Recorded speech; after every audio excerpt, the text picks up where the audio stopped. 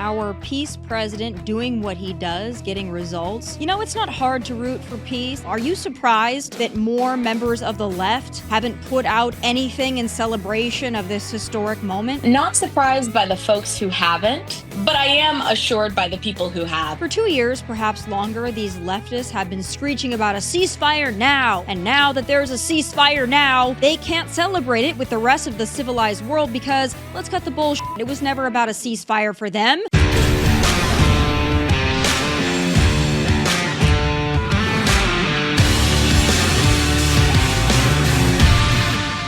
This is not only the end of a war, this is the end of an age of terror and death and the beginning of the age of faith and hope and of God.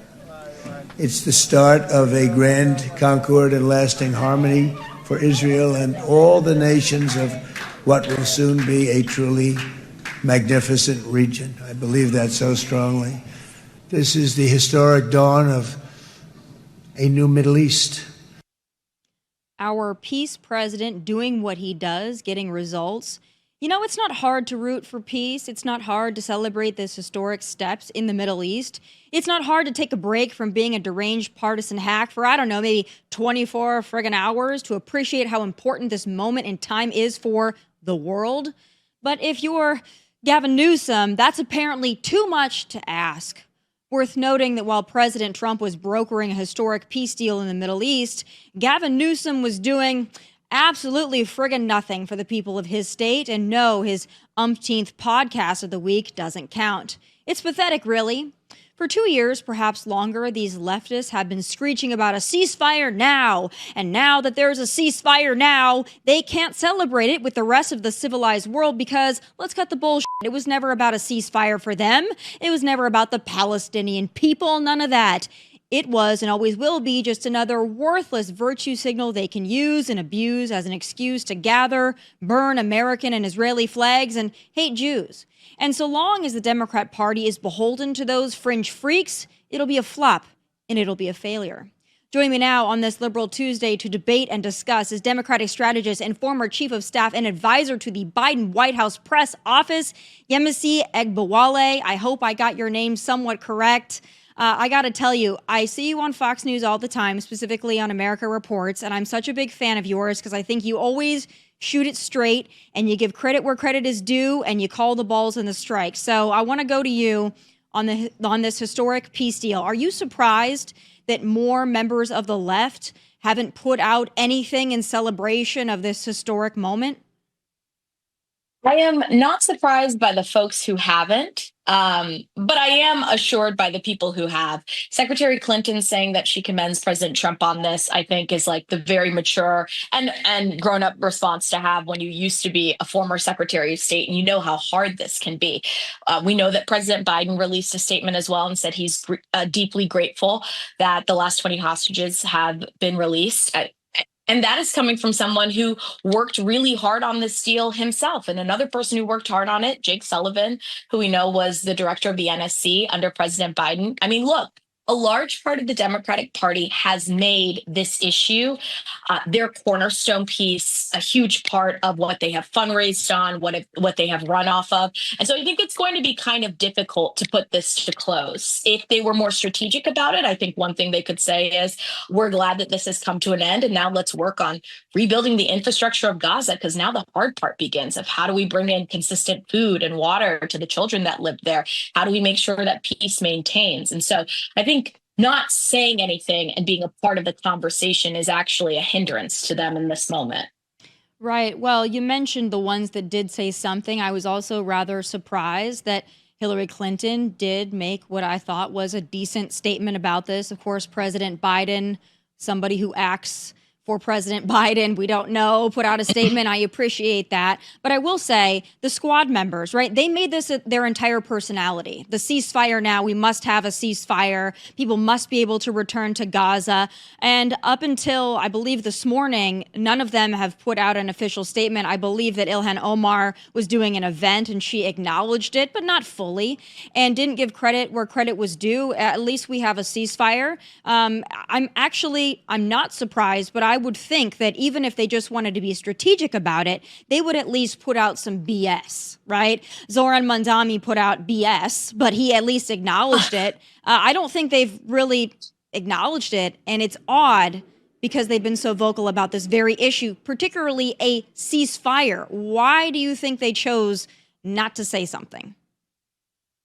Well, it's interesting that there's an absence of a statement here because I do feel like these particular members are very critical when it comes to their own party, the Democratic Party, and were very critical of the Biden administration and how they operated with Netanyahu during the time that Biden was in power.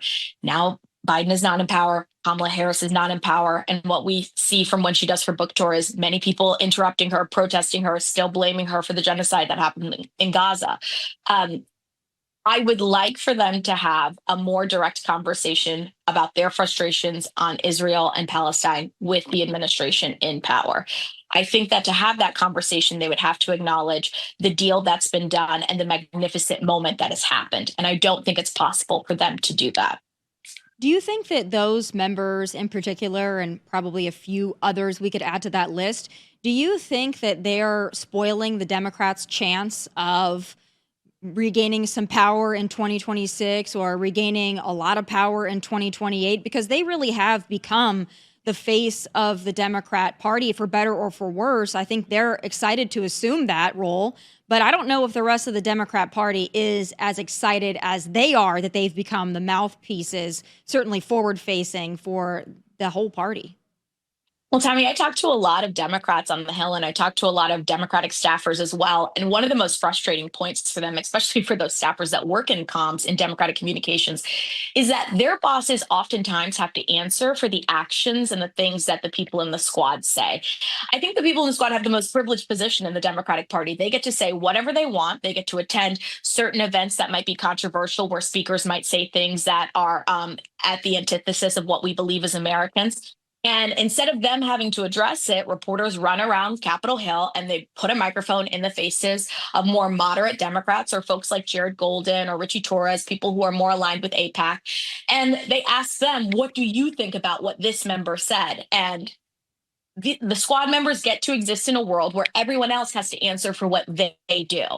And now I think other Democrats should turn to them and say, we would like you to answer to this moment that we are in right now. Yeah, I think the only person that was able to navigate that was Nancy Pelosi for her part. She did a pretty good job of squashing AOC when she was in power. I think that she's kind of given up on that now. And I don't think Hakeem Jeffries is strong enough to assume that role. I give Speaker Pelosi credit where credit is due. She ruled with an iron fist and people respected her.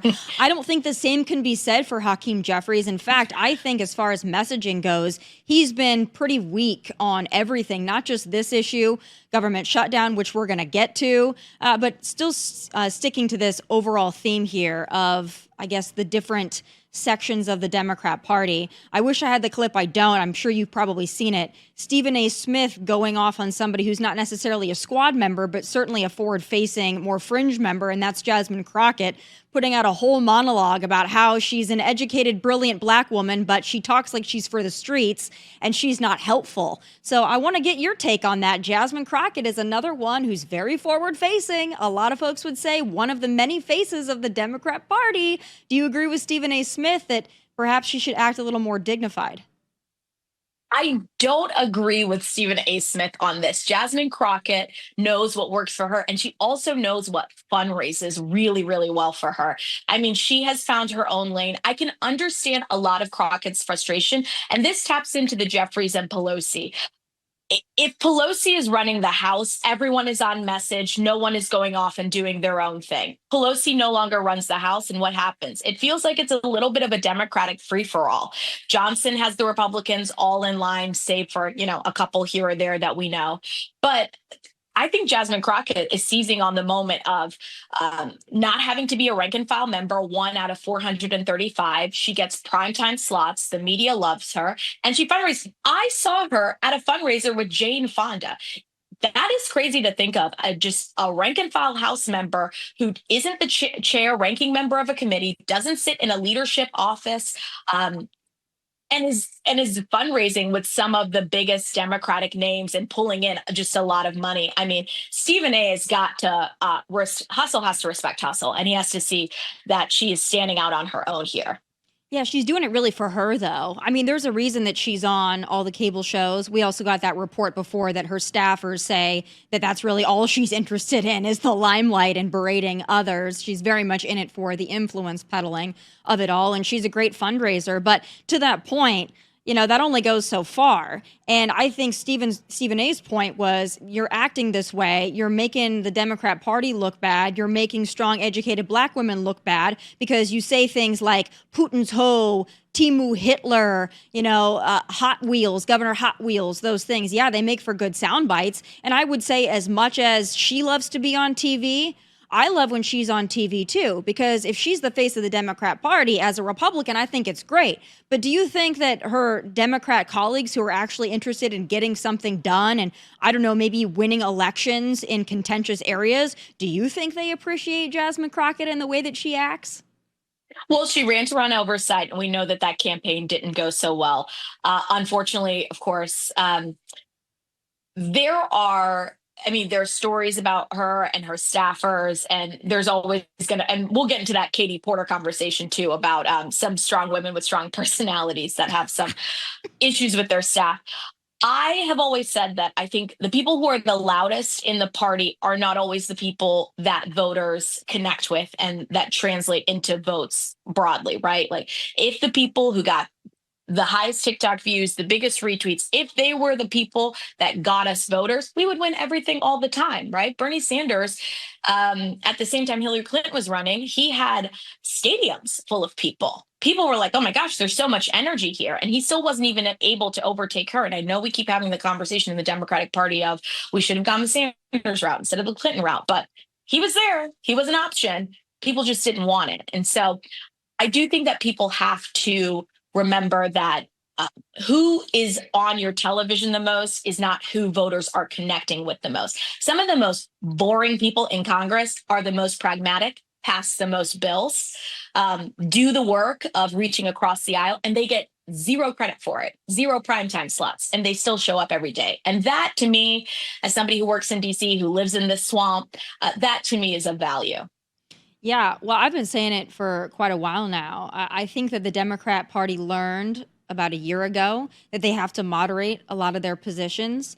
And I think that there was a moment there where they considered doing that.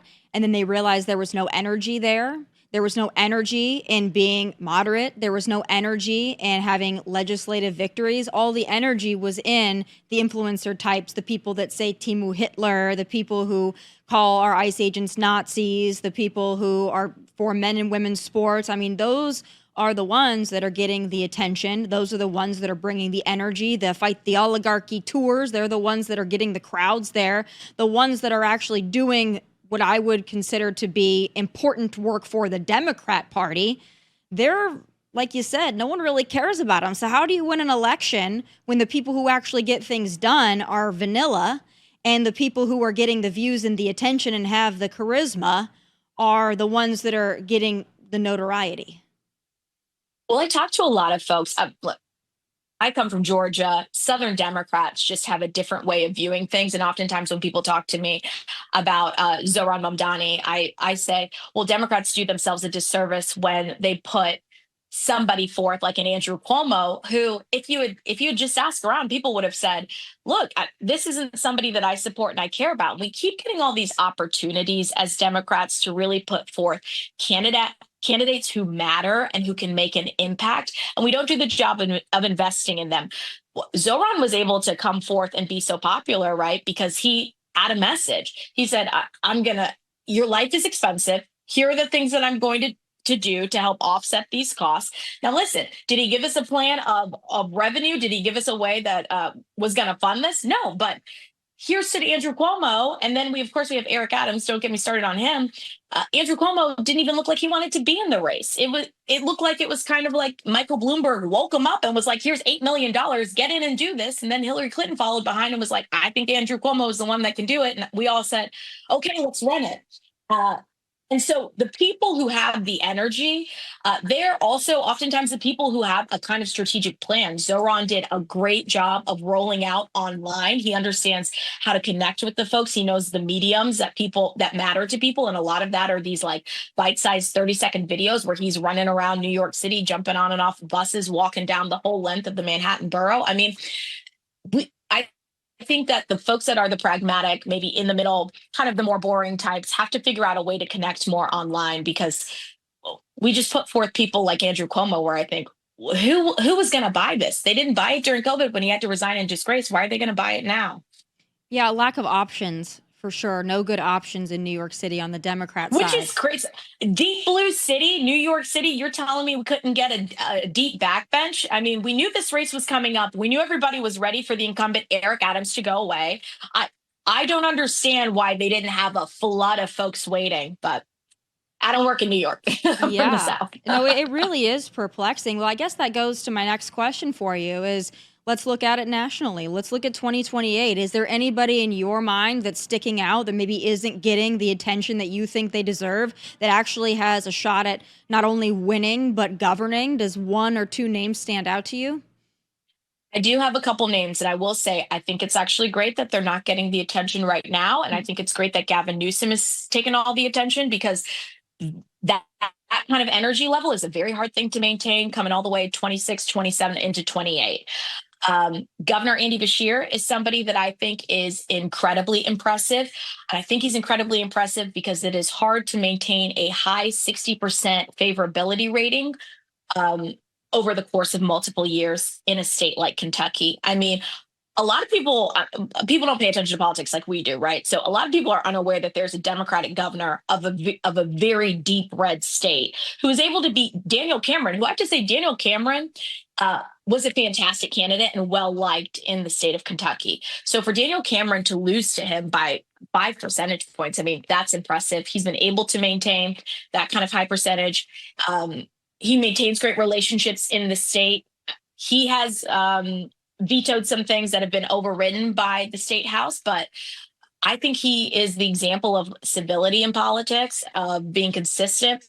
Governor Wes Moore, I think he's fantastic as well. Maryland, great state, was able to beat Larry Hogan, who to me was a moderate Republican. He's somebody that has a long runway and a future. Look, coming off of working for President Joe Biden, I am looking at people who will build and grow and have a long runway in politics. And I'm also looking for people who aren't of the Obama era.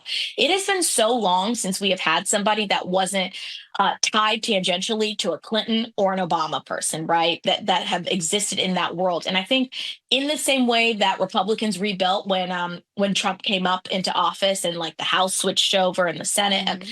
I think in the same way we're due for kind of a rebuilding. We built this house, 2008 going into 2009, and we maintained it when Obama ran the second time, and then we put up Clinton because she didn't get to run when Obama ran and she stepped aside. So it was her time, we all said. And then we put up Biden because he didn't get to run that first time and it was his time. It's always been somebody's time. And maybe it's just time for us to slap 12 people up on a stage and say, y'all, take your pick, choose organically. I think that would be great.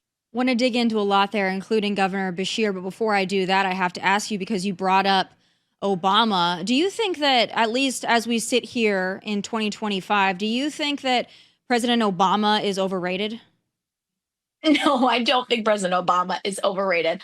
I do think that we have relied on him too much, and we should let them take a break. I think if there's another election cycle where we make President Obama go to North Carolina, Wisconsin, Pennsylvania, and give the same stump speeches he's been given for almost 20 years now, we're in a little bit of a pickle ourselves. I think that we have to rely on other voices in the Democratic Party. I always tell people one thing we can't debate is the man is charismatic. The man has charisma. A lot of the people, like the David Axelrod and all the people that came up around him, and people say, oh, they built Obama. I always go, I don't think anybody built Obama. Obama built Obama. There was just no one like him. And we keep trying to think of ways to recreate somebody like an Obama that starts this movement. And I don't think we're going to find that yet. And I think that's okay if we just get somebody regular in who just wants to be president and run for the Democratic Party. Yeah, I don't think Obama did the Democrat Party any favors the last election cycle when he berated not only men, but particularly black men to vote for Kamala. And if not, they were going to be sexist or racist or both. So I don't think that that was helpful. And I think all the podcasts that he's doing now, I don't think they're helpful. He just did a recent interview where he said that Latinos who voted for President Trump are probably regretting their decision because now people that look like them or their sons are being rounded up by ICE. I don't think he's doing people any favors by insulting them and their intelligence. So I think that Barack Obama is highly overrated for the time that we are now. He served his purpose, but I think that he's going to be a poison to the Democrat Party moving forward.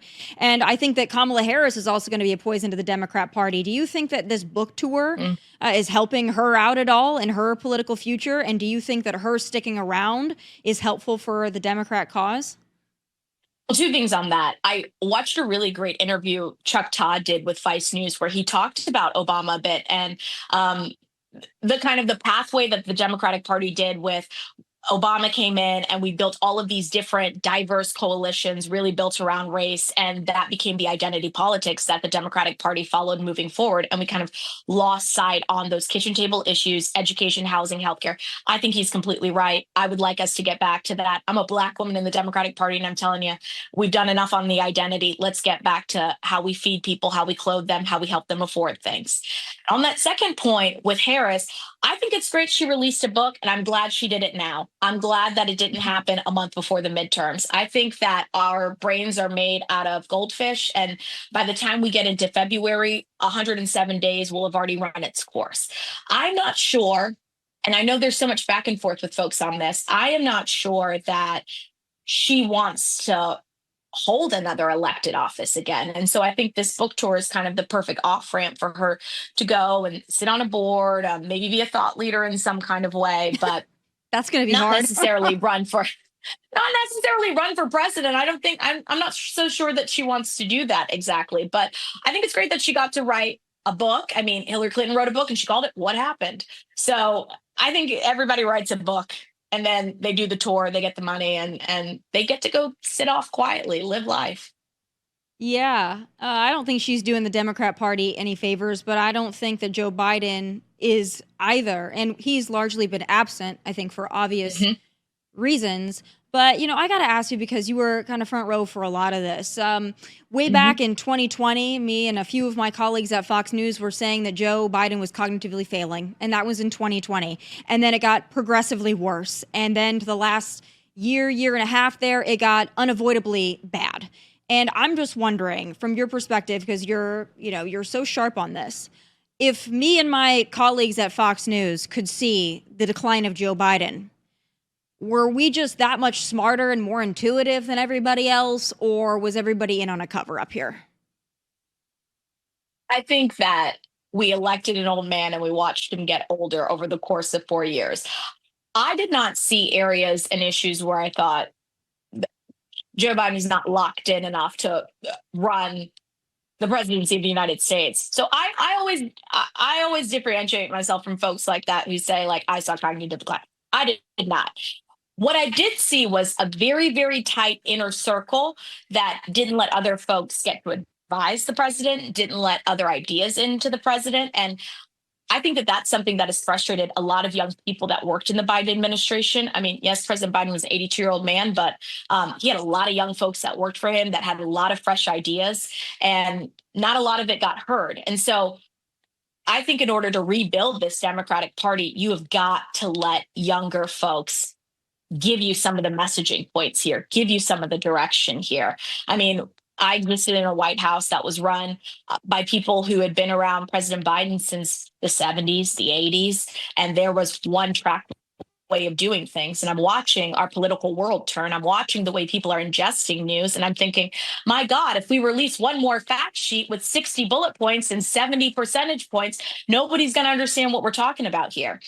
And so it's frustrating for me to watch the Trump administration run what I think is a really, really great digital ground game, especially when it comes to the memification, the trolling. We can talk about highbrow, lowbrow. Does that belong in politics? It doesn't matter. It's the way that people are ingesting their news. It's the way that people are relating to politicians now. I mean, Newsom has kind of grabbed onto that, right? And who knows how long that lasts for, but I mean, he pulls in a lot of energy when it comes to his trolling and all the things that he does on X. And so I think my biggest frustrating point with that was just inner circle. Nobody else got any viewpoints in, and Joe Biden should have stepped down earlier. Yeah, well, some folks would say there was a reason that inner circle protected him so much is because they wanted to keep the decline as secretive as possible. But again, I've never met Joe Biden. I've never been around him personally. I could tell that he was failing. I could tell that he was cognitively slipping. Every time he would give a speech, every time he would speak, it was quite obvious to me. He couldn't walk well. He couldn't speak well. He didn't know who people were. So those things to me are kind of unavoidable. And all those things you said are likely true. But it's also, to me, indicative and a mirror of the Democrat Party. If you're not willing to tell the truth, why should anyone believe you moving forward? And that to me is going to be a hard pill for the Democrat Party to swallow going into 2028, because a lot of folks still feel like they were lied to. You did bring up Governor Andy Beshear, though, and I don't disagree with you that he's definitely a more moderate face. He's a Democrat in a Republican area. There are a few of those that exist. But when he's not in Kentucky, or even when he is still beholden to that one social issue that you're going to have a real hard time with. And that is the Rainbow Mafia death cult LGBTQIA two-spirit. Here's him professing his love for that sect. A little bit about me. I am a proud pro-job governor. I'm a proud pro-union governor. I'm a proud pro-choice governor. I'm a proud pro-LGBTQ plus rights governor. So it's not just that. I mean, if you want to say it, you're pro-LGBTQ, I mean, whatever. But there was also reporting a few months back, he was actually at a fundraiser with Hakeem Jeffries. And Axios, I believe, was the first one to report that the biggest applause line in the room for that fundraiser was when Governor Beshear talked about how, he fought back against the push to rid that state of gender-affirming care, men and women's spaces, all those things. So the Democrat Party is still very much beholden to that. And I want to get your honest take on it, because I think it's an issue the Democrats think they can run from. They can't. You're not going to outrun this issue. It's still going to be a question in every future debate. Do you support men and women's sports and spaces? I have not seen many Democrats who are able to navigate that, and I'm wondering why you think that is. Right. So Beshear ran on, he didn't make LGBTQ issues his cornerstone when he was running. And then, of course, like you said, when he gets in the office, vetoes 2022, 2023, gender affirming care, a bill banning women from being in men's sports. I mean, I think Spanberger, it's unfortunate what's happening with her right now, because I think she was doing a really great job of trying to address that issue every time Winston Earl Sears would bring that up. Spanberger, of course, running gubernatorial race in Virginia for governor. She would just say it plainly. I am a mother. I have daughters. I believe that politics should stay out of schools. Where before, as Democrats, we would say, well, no, politics belongs in our schools. We should have a say with how students are treated in these schools. And I think now Dems are kind of backing off, and the best thing to do is say, let's leave it up to the parents. Let's let parents decide how they want their kids in their schools to operate. And let's leave it at that. How do parents have that if there's nobody stepping in to protect women and girls? How do parents, unless they pull their kids out of the school, how do parents fight back against that? I get it. And I think she did a horrible job in the debate, by the way, when she was addressing this issue. But I don't understand that whole thing where, again, it's a non-answer. And she said the same when it came to Jay Jones. Well, it's an individual choice for the individual voter to make their choice. It's like a whole lot of nothing. Someone obviously Can we talk advised. about the Jay Jones moment? We're going to, but I want to talk about this first. Let's talk about Spanberger because, in the context of Democrats in general, maybe she's addressed it better than some, but I still don't think she's addressing it. Yeah, it should be up to the parents, but the parents don't have control over if the schools are letting men into their women's sports and spaces. So at some point, somebody's got to step in and protect women and girls. And I'm really shocked that Democrats don't also believe in that, because their whole personality for the last 10 years has been about Me Too and women's rights. There's just such a low number of these athletes in these sports. To me, agreed with you. It is not an issue that Dems need to die on a hill about. It is such a small percentage of athletes that are operating in this way in women's sports. Why are they dying on that hill? To you, you might say it's a low number. I would argue that any girl who's trying to compete, number is number. yeah, any girl who has to go into their locker room and see a ding-a-ling and compete against it on the track field or in the swimming pool, I'd say that's one too many. I don't think girls in high school or younger or college, I don't think they should have to look at a penis when they're trying to get ready for their sport, right? I don't think that's fair to them. But it might be a relatively small number, but why is the Democrat Party bending itself into a pretzel to try to appease this very small number? Because they are dying on that hill. I think a small number of loud people are dying on this hill. I think that a large majority of silent people would like us all to move on from the centering of trans folks and trans issues. But why don't they? Because it's real easy to do. It's real easy to say, hey, listen, I don't believe that men should be in women's sports. I believe if you want to be trans, but I don't think that it has a place in women's sports and spaces. That's so easy to do. But you mentioned the silent ones. I believe that a lot of the silent ones are the majority, but they're not vocal. Mm-hmm. Well, it's like you said about the loudest cheer that happened at the fundraiser. A lot of good fundraising, a lot of the best fundraising happens around identity issues in the Democratic Party, and so I think that if you want to raise money. Why does the trans issue raise so much money? I mean, I honestly want to get a window into this because this is one of those issues. I can see a lot of Democrat issues and I might not agree with them, but I can see where they're coming from. I can see, all right, I get why that's an issue. I don't agree with it, but I get it. I get it why it's an issue. Mm-hmm. But this issue, why does it raise so much money to be about trans, to be about the patriarchy, to be about gender affirming care for kids and the castration and mutilation of children? Why is this such a fundraising, I guess, springboard? That's bizarre to me.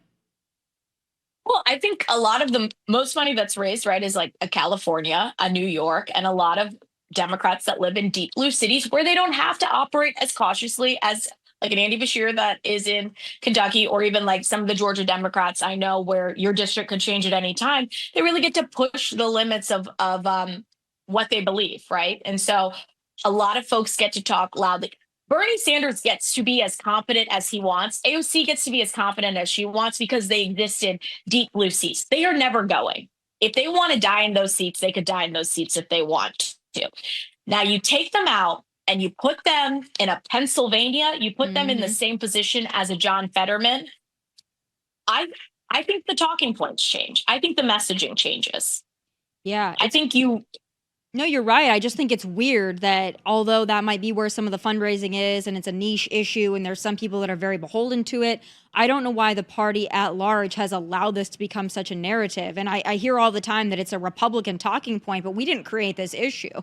Like, we didn't draw this up and be like, what would be great if Democrats wanted men and women's sports? What if we could get them to fall for that? Like, we didn't do it. This all sprang up like in 2020 especially, where all of these issues got legs, but then they are just here to stay, even though the majority of the American people don't believe in them. We are going to talk about Jay Jones, though, and Spanberger and all of this. Boy, again, one of those issues, like, it's real easy to avoid this landmine, but I don't think Spanberger and others are doing a very good job of it. Can I just say I love Abigail Spanberger. I have watched her race from the beginning. I thoroughly enjoyed her in Congress when she was in the Blue Dems caucus. She has had a comfortable runway in this whole race. It has not been competitive whatsoever for her and Winsome. I have not thought about or really had to worry about this Virginia race. Democrats not being able to let go of bad candidates and just cut the fat will just ruin us every single time. There is no reason for anyone to feel any kind of loyalty or protected energy around Jay Jones, because he did not feel any of that energy towards anybody else on the Democratic ticket. To have sent out those text messages and then to have entered into a political race with the confidence that he did, and he beat out Shannon Taylor, who was a woman that would have been even more qualified than him in that Democratic primary. So he beat out other good Democrats, which is just like beyond the pale for me here. For people to still be so protective of him when he did not care about how it would blow back and affect others is ridiculous. if she wins and if he wins and then it's awkward because she said, I don't want to endorse him anymore. So what? Let it be awkward. It's politics. You can't be friends with everybody. Sometimes you have to hurt feelings. He said something incredibly gross and awful, and there's no reason for us to all rally behind him and to keep him there. Now, I understand Lord help me with this word, the politicalization of the AG position. The AG position now is almost just as important as the governor's position, right? We know this from looking at Letitia James in New York. AGs are at the forefront of a legal battle with the Trump administration. So I understand the uncomfortability of being like, oh, we need this. We need a Dem in this position. I get it. Let him run his own race. Pull your endorsement. Yeah. Let it ultimately end up with the voters. But I mean, looking at the polling now, seeing Winsome closing in, looking at the ads, I'm sure you've seen the ads where Spanberger's asked that question and she's just silent, and Winsome is just peppering and peppering. I mean, that ad felt like it lasted 5 minutes. I had to turn it off. I was like, this is awful. And why did Spanberger, why was she unable to even look at Winsome Earl Sears during that debate? Now, I think you and I both know if it were the other way around and it was a white Republican woman debating a black Democrat woman, and the white Republican woman refused to even acknowledge her opponent, you know what would have been said about that. But the way that Abigail Spanberger would not even give her the basic decency to acknowledge her, and she just looked straight forward like the Queen of Narnia, that was not good optically. I think she was just looking at the moderator. I think in the Jay Jones moment, it would have been great for her to just look at Winsome, address her directly, and let's try to nip this in the bud. And I get what Abigail's saying. She's saying, I'm running my own race here. Jay Jones is over here. He's running his own race. What do I have to do with this? Well, you endorsed him. The fact is, voters have tied them together. Yeah. And you have to meet voters when you give where an they endorsement. Are. When you give an endorsement, that's the thing. If she was just like, listen, this is a Democrat, like, good luck to him. I don't agree with it. I'm running my race, move on. You might be able to get away with that. But when you issue an endorsement, you are saying, I put my name and my race behind this person. Now, granted, she didn't know all this when she did it, but it's real easy to say, now I know it. I got to pull my endorsement. Best of luck to you, Jay, but I'm out. But she couldn't do it. She won't do it. There are fundraisers. I just feel like there's a big pack. There are fundraisers. There are consultants that are standing behind her and saying, just let it ride out. Just don't say anything. Don't get involved, and see where he ends up. And my advice to her to maintain the trust of just the voters, and also to not give Winsome any wings here to run these kinds of ads, is just to say, I unendorse him. And then you get to move on and say, I unendorse him. What else do you want me to say about it? The conversation keeps going because she refuses to unendorse him. Conversation stops when she just unendorses him and lets him run his own. He's not even running a race. He pulled 2 fundraisers. He's not even doing anything. So you're endorsing somebody who's not even actively campaigning anymore. It just makes no sense. Let's talk about Katie Porter real quick. I know that you said something to the effect of, like, the strong women, they can't act that way because they're called certain names. And, you know, I'm not saying that doesn't exist. I understand it. It's happened to me. I'm sure it's happened to you. I think Katie Porter's another situation, though. I don't think that's, wow, this is a strong woman who's pushing back, so she must be a bitch. I think that she just, quite frankly, could be that word. Ooh, jump scare. Yeah. Ooh, there we go. It's funny, the conversation around her, because like I worked in the Senate for 4 years and, have a lot of Hill staffer friends. This behavior from Katie Porter is pretty run of the mill. She had a very high staff overturn rate when she was on the Hill during the time that I was there. So I always joked that her whiteboard was her like emotional support.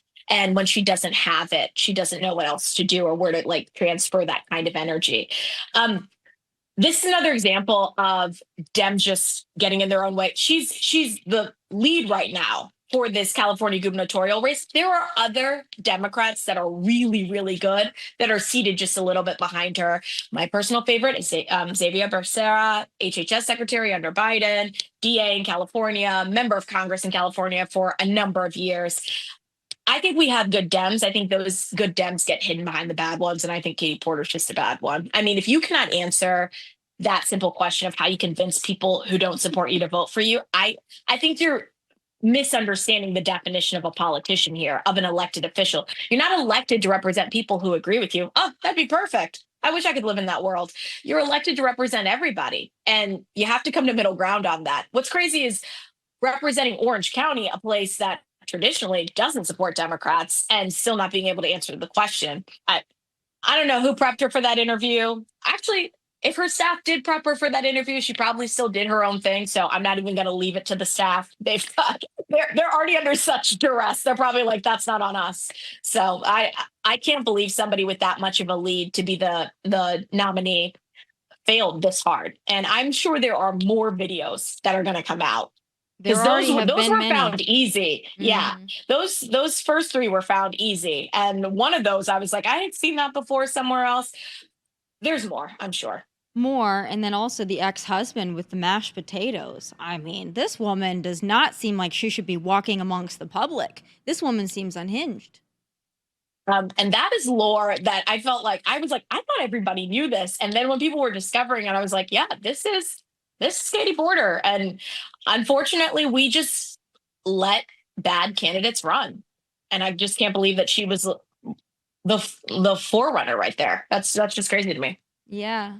Not a lot of options, but pretty bad. And then the fact that she's still leading, although she has decreased her lead, the fact that she's still leading in California. I lived in California for a few years, and I left because I thought it was unsavable. And there are people that go, no, you've got to stay and fight. I'm like, this is still your leading candidate right there, Miss Mashed Potatoes. So I'm sorry. I got myself to a red state as soon as possible.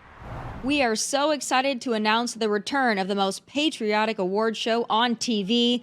The Fox Nation Patriot Awards is back and better than ever, hosted by our very own Sean Hannity. Thursday, November 6th at 8 p.m. Eastern, live from the Tilly Center in New York. Tickets are on sale now at foxnation.com/Patriot Awards. We had a record-setting show last year, but this year is even bigger with surprise guests, amazing new awards, and even a special honor for the life and legacy of our friend, Charlie Kirk. You won't want to miss it. Get your tickets now at foxnation.com/Patriot Awards, and we hope to see you there. There's a couple more things. You're giving me so much of your time, but I have to get to these couple of things. I'm very curious your reaction to it. All these anti-ICE protests in Chicago, in Portland, elsewhere as well, but those are the two hotbeds right now. And this fierce just desire for the Democrat Party to defend illegal aliens and in many cases criminal illegal aliens. I also think that that's a bad strategic move. I don't understand what they didn't learn from last November, and that immigration was number 1, number 2 issue for voters. Is this going to work? Well, this in particular, this naked protest is not going to work. Yeah. I don't know what we're watching. We're watching a freak Portland. show here. Yeah, this is Portland. Yep, you guessed it. Okay.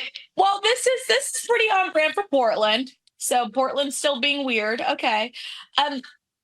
Look, enforcement will always exist in the conversation around immigration. And I think a lot of Democrats know that. It is how that enforcement is enacted, I think, is the problem here. I mean, I agree so much with the Republican governor of Oklahoma, right? And J.B. Pritzker's been parroting a lot of what he said of, I wouldn't like it if I was the governor and President Biden started sending troops into my state. And I mean, this happened in Washington, D.C., where I live right now. One of the things that I think Muriel Bowser pointed out that was so helpful is we have a deficiency in our numbers of law enforcement. She was like, we need at least 400 more to reach our goal of 4,000.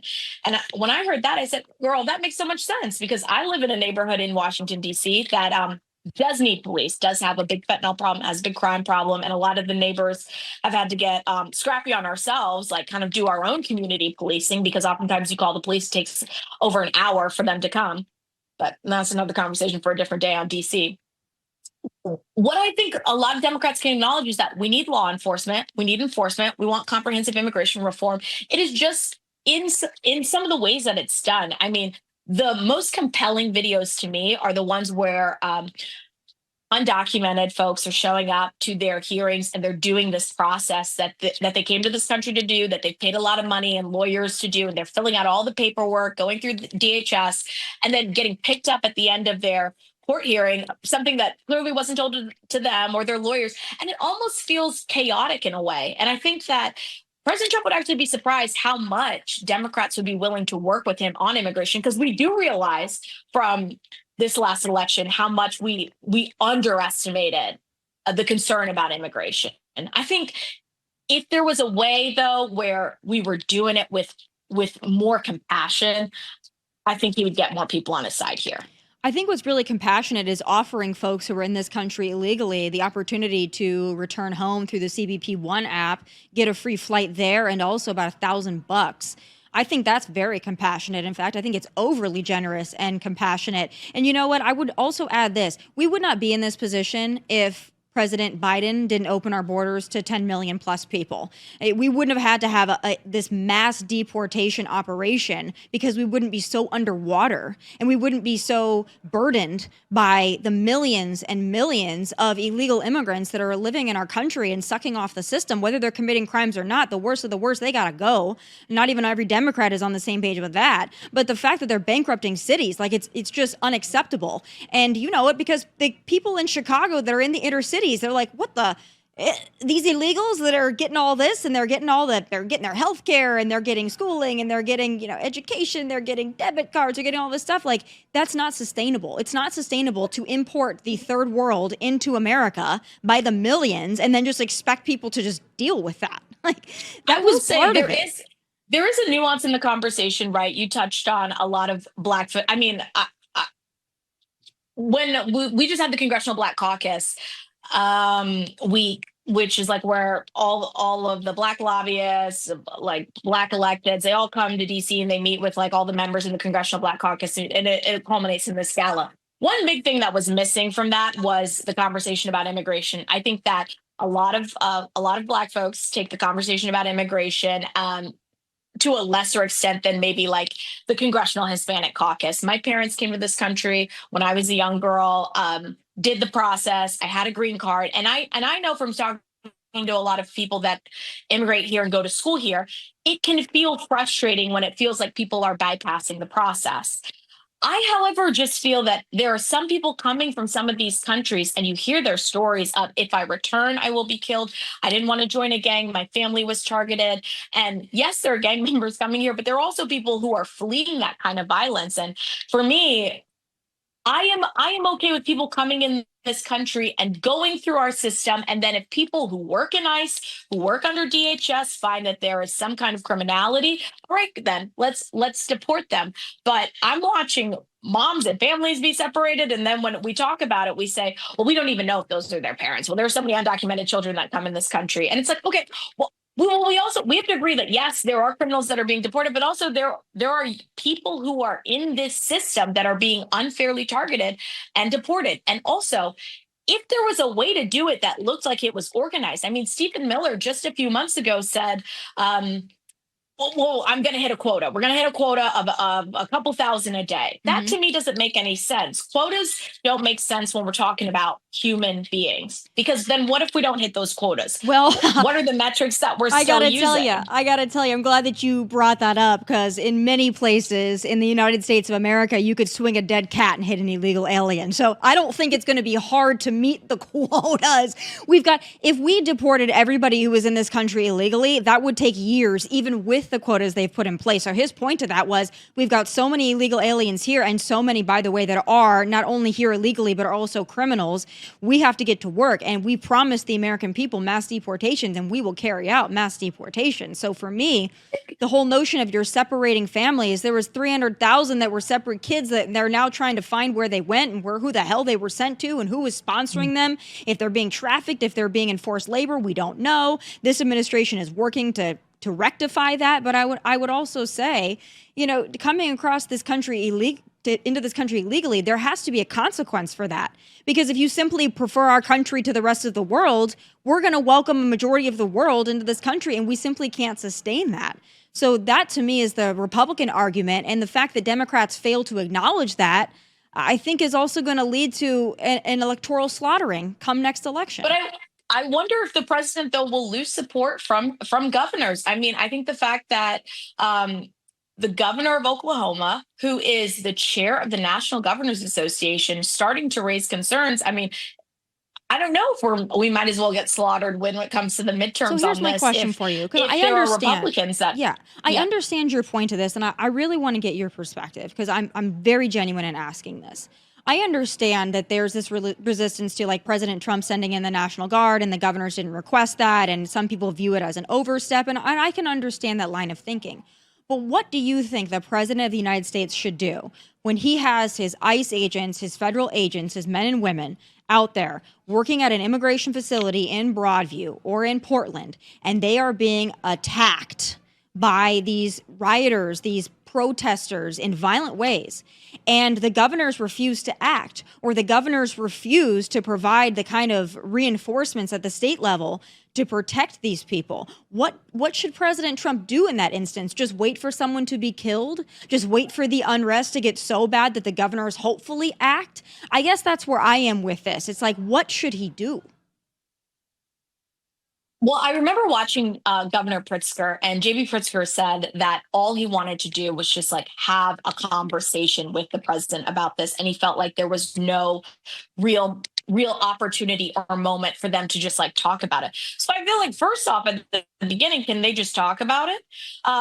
Second, look, do I think law enforcement should be attacked? Absolutely not. Do I think it causes panic when there are people who are masked that hop out of cars and pull people into unmarked vehicles and drive away? Yes. And so I think both can exist of we want ICE to be able to operate because we have to have enforcement. Enforcement has to be a part of immigration. We know that. Most Dems know that. There are some people who want to abolish ICE, and so I recognize that. But most Dems know you have to have enforcement when it comes to immigration. And on the other end, they are trying to get elected and remain politically viable in cities where people are also getting thrown in unmarked vehicles. And so they have to address that as well. Wait. But people, this is where I'm confused. The people who are getting thrown in unmasked vehicles are illegal aliens who should not be voting. So why are they worried? That's not their constituent. And I would also add this whole narrative that people are just being thrown into unmarked vehicles and deported and they get no due process. ICE has warrants for these people. ICE has notices for removal for these people that they're targeting and going after. So this notion that they're just going out and being like, that person looks dark, let's throw them in the van. That's really unfair to the men and women of law enforcement who are doing their job, and our federal agents who are doing their job to remove people who have deportation orders to be removed. I would also say this: if I was out there and I knew that I was someplace that I shouldn't be, I would be afraid because I did something I shouldn't have done. And so when you remove that fear of consequence, I would argue then you have a free-for-all. I think we miss a real opportunity in the conversation about crime and the conversation about ICE with the best way to go about this. In DC, when we were having the talk about militarization of the police, National Guard coming in, for me, living in an area where we do see a lot of crime, I thought, great. DC police need help. I know who the commander of my ward that I live in is. I know who my city councilwoman is. I know for a fact on the local level, cops need backup. But what I saw happen in DC was ICE came in and they were pulling off all of the delivery drivers that were on the scooters. And then the National Guard was here, but they were by the Lincoln Memorial or around Union Station. And I didn't even see them in what I would consider a hotspot areas. So I also think that there can be more coordination at the federal level and the local level on deployment. So if we both agree, law enforcement are going to come in. Look, if the president says he's bringing troops in, he's bringing troops in. Nothing you can do about that. But if there can be a conversation between governors and mayors and with the president about best ways to deploy in order to not inflame the local communities, I think that would be great as well. But hasn't President Trump said numerous times, I wish that Pritzker would call me and ask for my help? I'll give you an excellent case study. We're about to see it in Memphis because we have a governor in Tennessee that said, I want your help. So we're about to see this in action. DC is a special case because he's got different jurisdiction, but we're about to see what happens when a governor says, we need help, please send help.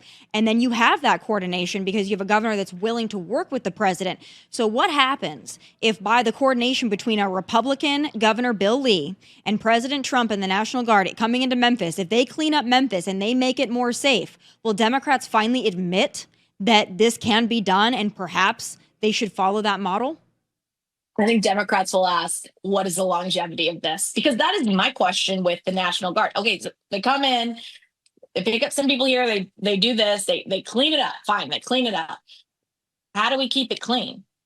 National Guard leaves. Where's the continued support for law enforcement, right? And Muriel Bowser says we're missing 400 officers. We still haven't even gotten up to the numbers that we need. So when these National Guard leave DC, to me, I think we just go back to square one. Yeah, well, it doesn't inspire a lot of confidence in law enforcement when you have Democrats that speak about law enforcement the way that they do. We're only 5 years removed from, defund the police. Defund the police. So it's not, if you're wondering why some of these blue areas are not getting people willing to sign up, I mean, is it really a wonder? I don't think so. People don't want to sign up to do a job where they get no appreciation and they've got people shoving a cell phone in their face at every turn when they're trying to do their job. They're demonized, they're defunded, all these things. So it's like, we sign up. Well, you just told us that you didn't want us anymore. So that's a hard narrative. I would also say— the only people that said defund the police were people that lived in gated neighborhoods. Let's just be very clear about that. Well, I know, but your party has a problem with that because abolish ICE and defund the police were official platforms of your party, and in some cases still are. So that's going to be another problem, like the men and women's sports thing, that the more rational folks like yourself are going to have to get a grip on. But I would also say this: when you have activist DAs and people that are not prosecuting, people that are not keeping people in jail, and you've got repeat offenders running willy-nilly, I mean, I think that's part of the problem too. So the National Guard is not a long-term solution, but it'll help at least stop the bleeding so they can get a grip on things. And I know that, you seem very reasonable about this issue. I don't think a lot of your fellow Democrats that are with the biggest microphones are as reasonable as you are. Well, I do think that voters are going to come around to some reasonability on a lot of these issues. I mean, I talk to people often and I say, let's not forget that Jamal Bowman and Cori Bush existed in Congress, and then their districts voted for somebody else. There's still a Democrat running it. It didn't turn Republican. They just got a different kind of Democrat. So I oftentimes tell people, look, they might be loud over here, but what's happening back home are these voters are getting tired of a lot of this messaging. And I know Cori Bush, she just said that she was going to run again, take another stab at it. She's happy to. I mean, the fact that they hired, I think the person who replaced her as a prosecutor, I mean, that to me should say enough to folks about crime really used to be a cornerstone platform that Democrats cared about. I mean, Joe Biden wrote the 1994 crime bill that Clinton signed into law. So when he was chair of judiciary, it really used to be a cornerstone of our platform. And I do think we're going to get back to that. In one, admitting that crime is real and then it happens. And two, that people who are arrested for it should remain in prison, no matter what your age is, no matter what age you are, you should remain in prison. And three, that investing in education, caring about communities is a way to break up the cycle of crime. And I think that that's missing from a lot of the conversation. Yeah, I'll be honest with you. You sound far more like a moderate Republican to me than a Democrat. And I'm sure you don't. Or am I a centrist and the party has just moved a little bit left? I don't know. I'm telling you, you sound more like a moderate Republican to me than even a moderate Democrat. But I appreciate you. I always appreciate your perspective on the channel and, of course, spending so much time with me today. And I really hope to have you back because I'm very, very intrigued by your opinions. And I hope that more Democrats like you follow your lead because I think it's sorely needed in your party. Oh, thanks, Tommy. And I want to do it in person with you because let me tell you, your background looks a lot more cute, looks cuter than mine. Well, I'd love to have you if you're ever in Nashville. I look forward to it. Hey, can't wait. Thank you so much.